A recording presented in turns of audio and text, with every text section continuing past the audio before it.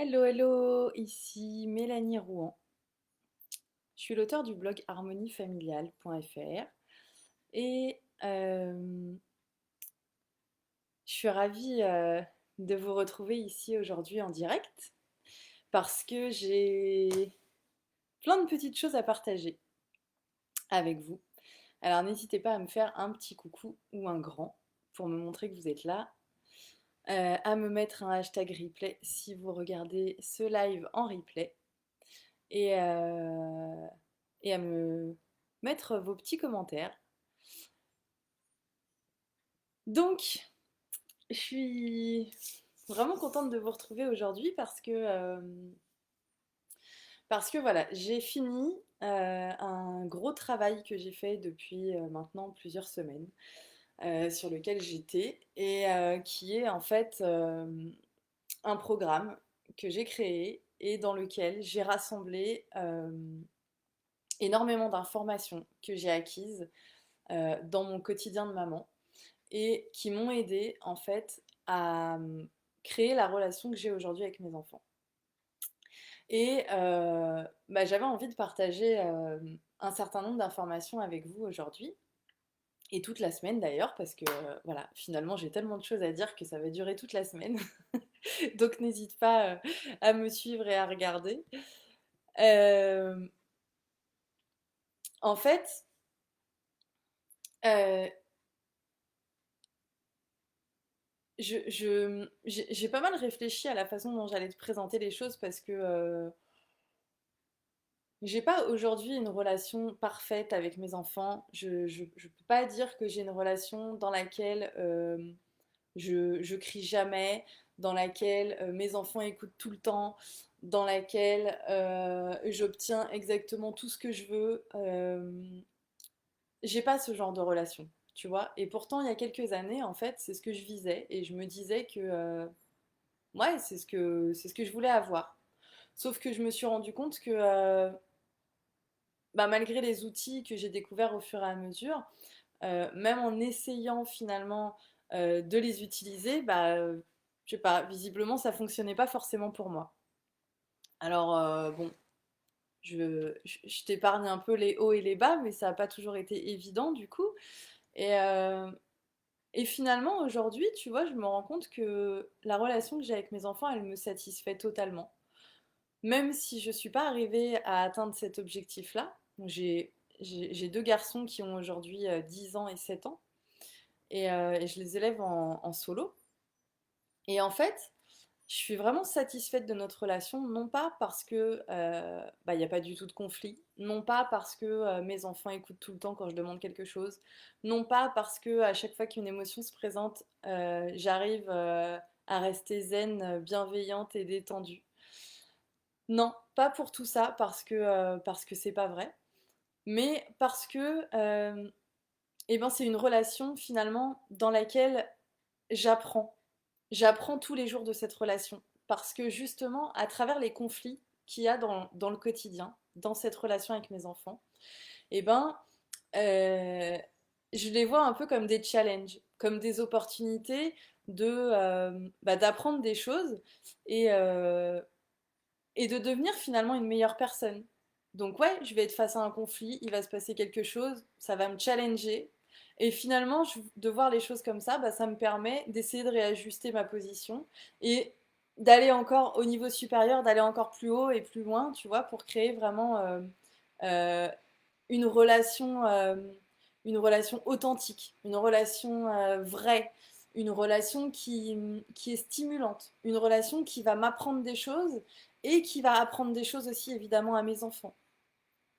Euh, Ça me permet de chaque jour d'essayer de donner le meilleur de moi-même. Et même si j'arrive pas à être parfaite parce que de toute façon c'est pas possible, eh bien je sais que en étant engagée dans cette démarche, je vais avoir une attitude qui va être inspirante pour mes enfants. Et ça, pour moi, finalement, c'est ce qu'il y a de plus beau à transmettre à ses enfants. Vraiment être dans une démarche d'amélioration, dans une démarche d'acceptation, dans une démarche d'évolution, tout simplement. C'est à travers l'inspiration que je peux transmettre à mes enfants, c'est vraiment ce qu'il y a pour moi de plus beau et de plus voilà et de magique. Donc tout ce que j'ai appris en fait pendant ces dernières années pour créer cette relation-là, j'avais envie de le partager avec bah, les mamans qui ont envie d'accéder au même genre de relation avec ses enfants. Et le deuxième côté, je dirais, de cette relation magique, c'est que chaque jour, j'apprends et j'accompagne en fait mes enfants à eux aussi à évoluer et surtout à se révéler, à rester qui ils sont. Je trouve que dans notre société, on est dès le plus jeune âge très facilement mis dans des cases euh, et que très rapidement on nous demande de suivre en fait une certaine norme, un certain moule. Alors, je ne veux pas rentrer dans le débat de, évidemment, il y a un certain nombre de choses qui sont importantes pour être intégrées à notre société, au monde dans lequel on vit. Ça me paraît complètement évident. Par contre, personnellement, et ça n'engage que moi, il y en a qui ne seront pas d'accord, c'est ok pour moi, mais en tout cas, personnellement, je trouve que l'inconvénient de ce genre de procédé, de cases, on va dire, c'est que en fait, finalement, bah, arrivé à l'âge adulte, on se perd complètement. On oublie complètement qui on est. On, on oublie complètement ce qui est le plus important pour nous. On oublie complètement ce qui nous fait vibrer à l'intérieur. Et finalement, eh ben, on se coupe de nous-mêmes et on se coupe de la vie et on se coupe de l'amour. Et ça, pour moi, c'est ce qu'il y a vraiment de plus terrible. Et par expérience, parce que dans le passé, en fait, j'ai travaillé en tant qu'infirmière. J'étais infirmière, en fait, avant d'accompagner les mamans comme je le fais aujourd'hui. Et à travers mon passé, je me suis rendu compte, et d'ailleurs même juste en tant que femme, hein, dans ma vie sociale en général, je me suis rendu compte du nombre de personnes qui pouvaient être malades, ou que ce soit malade, une maladie physique, ou des personnes qui pouvaient faire un burn-out du jour au lendemain, des personnes qui pouvaient vivre une dépression, euh, des personnes tout simplement malheureuses, des personnes piégées en quelque sorte dans un présent qui leur convient pas. Et, et je me suis dit qu'en fait, pour moi, l'une des choses les plus essentielles que je souhaite transmettre aujourd'hui à mes enfants, c'est vraiment ça, c'est les accompagner à ne jamais perdre de vue qui ils sont et ce qui est le plus important pour eux et ce lien à la vie et à l'amour qui est à l'intérieur d'eux. C'est un peu pour moi cette petite flamme, voilà. La petite flamme intérieure qu'on a tous. Et pour moi, voilà, la deuxième chose importante dans cette relation que je dis magique avec les enfants, c'est vraiment ça, c'est d'accompagner mes enfants vers leur autonomie, tout en préservant vraiment leur petite flamme intérieure pour que voilà, ils arrivent dans le monde adulte avec cette petite flamme intérieure. Et donc tout ça, c'est du coup, bah, voilà, j'ai tout ce qui m'a permis d'en arriver là aujourd'hui. Je l'ai rassemblé donc dans un programme. Donc, un programme que j'appelle Maman apprend, puisque pour moi, c'est vraiment un réel apprentissage. Et ce programme, donc c'est un programme qui se fait sur 3 mois et qui est un programme en vidéo. Voilà. Et je vais présenter aussi la possibilité d'accompagner de façon personnalisée. Voilà, donc ce sera aussi disponible sous forme d'accompagnement personnalisé, pour ne pas dire de coaching. Voilà. Donc, je te donnerai un petit peu plus de détails si ça t'intéresse bah, soit en MP, tu peux m'envoyer un message, il n'y a pas de souci, soit voilà, soit tu peux aller sur mon site et trouver mon contact, m'envoyer un mail, soit je te mets ça sous la vidéo, comme ça tu auras tous les liens pour avoir des infos. Je pense que si tu veux me contacter, tu arriveras à me contacter. En tout cas, ceci étant dit, j'avais envie de partager avec toi cette semaine, du coup, différents piliers qui sont importants pour moi pour créer ce genre de relation dont je viens de parler du coup avec ces enfants. Et le premier pilier dont je voulais te parler aujourd'hui, c'est la communication. Alors la communication, c'est pour moi un des énormes piliers. qui va permettre en fait de créer et de développer vraiment cette relation puissante au quotidien, cette relation qui va te nourrir en tant que maman et qui va permettre à tes enfants aussi d'être nourris pleinement et qui va vraiment favoriser leur évolution et la tienne. Et alors la communication, c'est tout et plein de choses. Tu vois, la communication, moi, c'est une matière que j'étudie depuis le lycée, puisque, comme je te le disais tout à l'heure, je suis infirmière. Donc, pour être infirmière, bah, voilà, hein, j'ai fait des études d'infirmière et à l'école d'infirmière, pour y rentrer, eh bien, j'ai passé un bac dans lequel il y avait donc la communication en matière avec COEF 9, je crois, ou 10, je sais plus combien à l'époque. Bref, voilà. Et donc, depuis cette époque-là, j'étudie la communication jusqu'à encore aujourd'hui, hein. Et en fait, c'est tellement vaste la communication que je pourrais t'en parler pendant des heures, mais bon, je vais essayer de faire surtout inspirant. Euh, donc du coup, je vais juste te partager ce que c'est que pour moi la communication au sein de la relation vraiment euh, entre ton enfant et toi-même.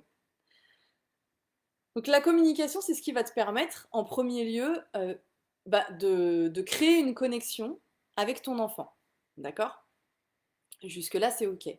La première chose qui vient à l'esprit quand on parle de communication, c'est la communication verbale, puisqu'on utilise les mots comme ça pour se parler.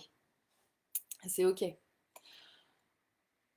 Mais en fait, la communication, c'est pas que ça. Il y a tellement d'autres choses derrière, et tellement d'autres choses, justement, qui sont beaucoup moins logiques, mais qui sont tellement puissantes et tellement intéressantes, qui vont vraiment permettre de créer une connexion, justement, de cœur à cœur avec ton enfant, et une connexion qui va permettre une vraie évolution de votre relation.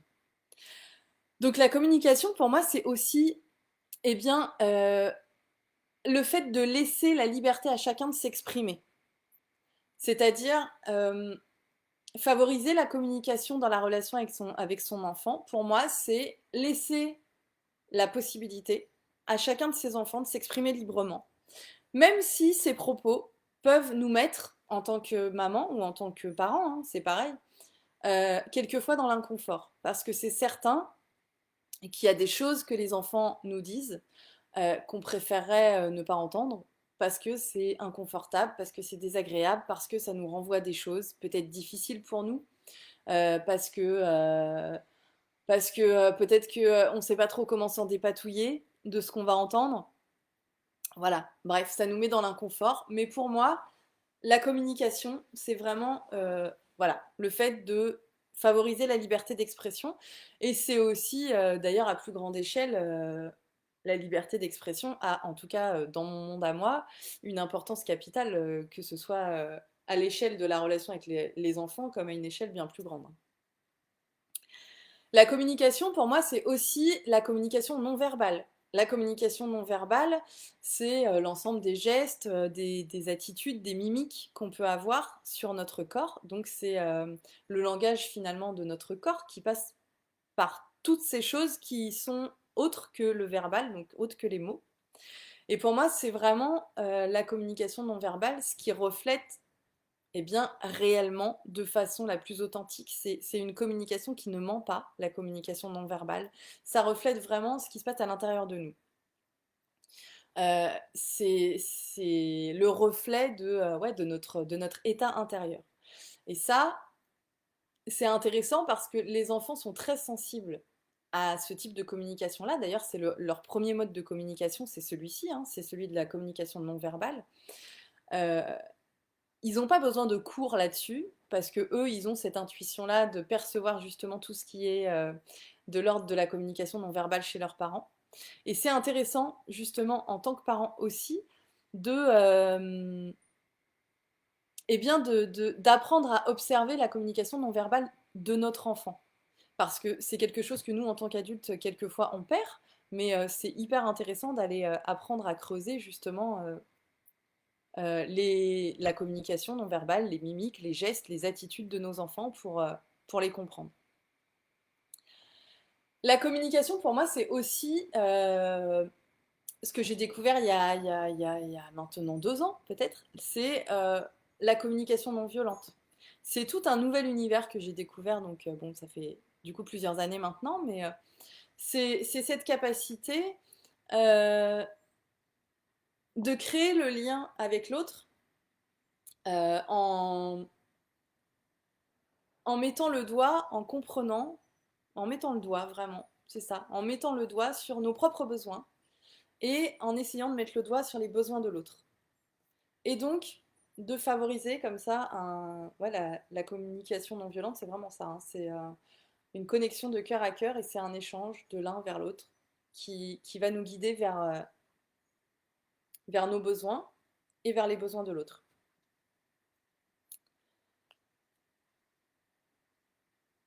La communication, c'est aussi le fait de d'écouter l'autre. L'écoute, c'est quelque chose qui fait partie de la communication.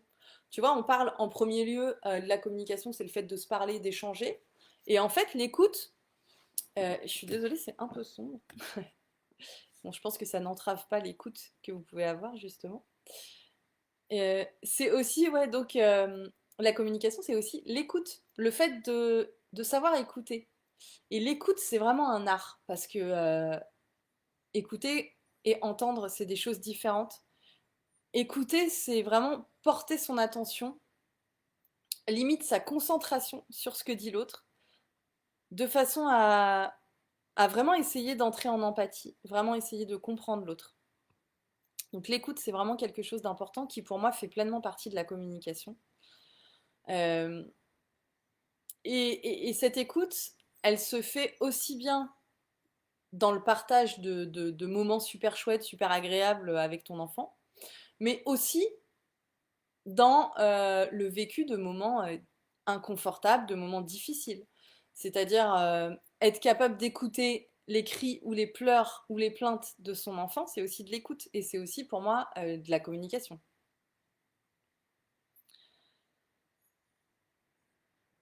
La communication, c'est aussi l'ensemble des gestes, ouais, des gestes et des attentions qu'on peut avoir envers l'autre. Ça peut rejoindre un petit peu la communication non verbale, mais c'est pour être un petit peu plus précise dans ma façon de voir la communication. C'est vraiment, ouais, c'est les attentions qu'on peut avoir et qu'on peut donner à l'autre. Avoir une attention, c'est une forme de don, le fait de donner quelque chose à son enfant.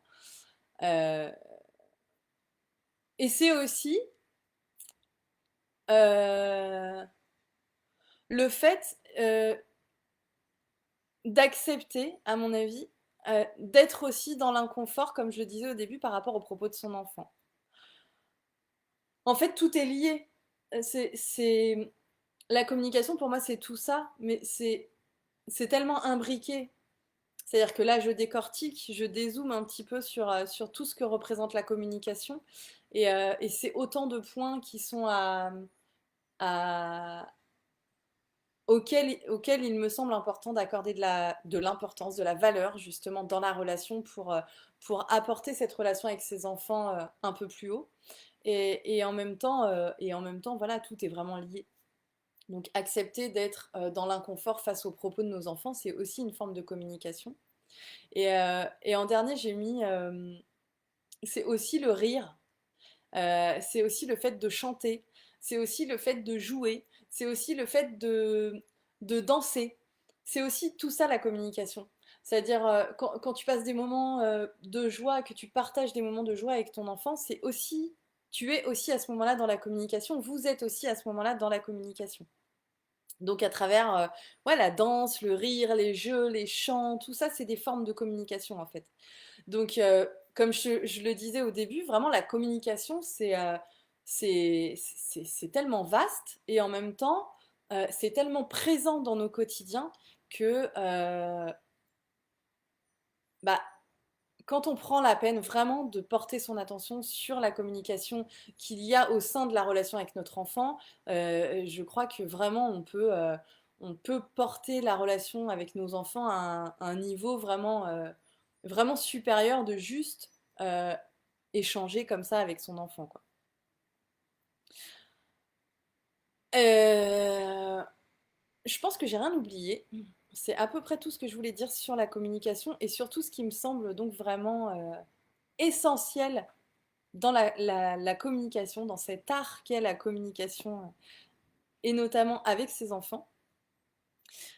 Pourquoi c'est important d'après moi, hein, dans mon univers en tout cas, pourquoi c'est important de communiquer et de développer tous ces canaux de communication avec ses enfants? Parce que, eh bien, je trouve que déjà, j'ai à cœur de protéger euh, ce droit qui me semble essentiel, qui est l'expression, la liberté d'expression. Et aussi parce que, en fait, la communication, pour moi, c'est ce qui permet de laisser circuler au sein de la relation vraiment une belle énergie. Une énergie de partage, une énergie de lien, une énergie d'amour, une énergie de connexion, vraiment, entre son enfant et soi. Voilà pourquoi la communication, ça me semble être vraiment le pilier numéro un dont je voulais parler aujourd'hui. Alors, il y en a d'autres. Il y a d'autres piliers que je veux partager et donc je les partagerai eh bien, tout au long de la semaine. Donc demain, je te retrouverai pour un autre pilier. N'hésite pas si tu as des questions, si tu veux me contacter. Je vais laisser quelques liens sous la vidéo. Voilà.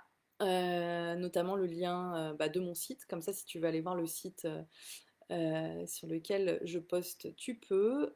Si tu veux retrouver la présentation du programme, je te le mets aussi en lien. Et voilà, n'hésite pas, n'hésite vraiment pas, ça me fera vraiment plaisir. Et, euh,